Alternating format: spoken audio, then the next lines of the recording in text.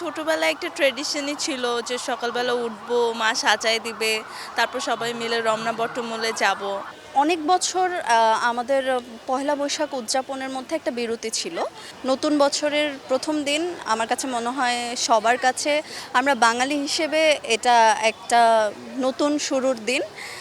আর নববর্ষ তো প্রথমতই মানুষ উদযাপন করতে পছন্দ করে আমরা বাঙালি হিসেবে। আর আমাদের ভার্সিটিতে বিভিন্ন ধরনের মানুষ আসে, আমরা খুব এনজয় করি। তো সব মিলিয়ে শুরুটা সুন্দর হবে এটাই প্রত্যাশা রাখছি। ছোটবেলায় আসলে সবাই বাবা মার হাত ধরে আসে, এবছর আসলে কার সাথে আসলেন, কেমন লাগছে এখন পর্যন্ত? সব সময় আসলে বাবা মার সাথেই যাওয়া হতো। ছোটবেলায় আমি অনেক কালচারাল প্রোগ্রাম করতাম, ছবি আঁকা, নাচ করা, নাটক। তো মা সবসময় নিয়ে যেতেন। আর এখন তো বিশ্ববিদ্যালয়ে এখন বন্ধুবান্ধব আছে, আব্বু আম্মু কাছে নেই, বন্ধুবান্ধবকে নিয়েই আসা হয়েছে আজকে। প্রতি বছর পয়লা বৈশাখটা আসলে কি রকম আসলে উদযাপন হয়ে থাকে, এবছর আসলে এক্সপেকটেশনটা কি রকম আছে?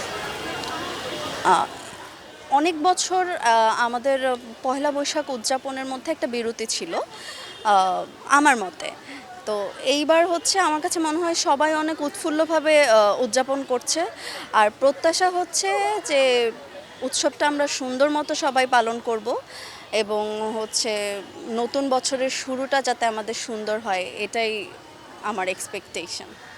পার্থক্য বলতে ছোটবেলায় একটা ট্র্যাডিশনই ছিল যে সকালবেলা উঠবো, মা সাজায় দিবে, তারপর সবাই মিলে রমনা বটমূলে যাব।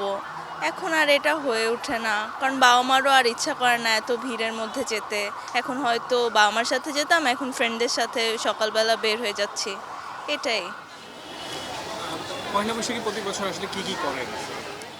করার মধ্যে সকালবেলা উঠি, মা পান্তা ইলিশ মানে রান্না করে, তারপর বাইরে টাইরে যাই, ফ্রেন্ডদের সাথে ঘুরি, এইটুকুই, ছবি তুলি।